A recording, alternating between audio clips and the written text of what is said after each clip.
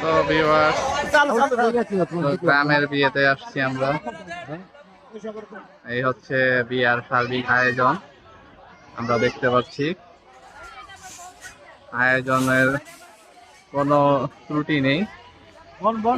তো দেখো এখানে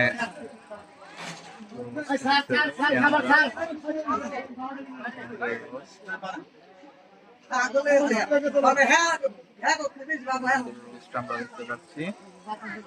তো আমাদের যদি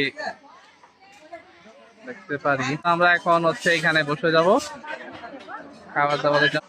আর এইখানে হচ্ছে আমি আছি, পুষ্প আছে।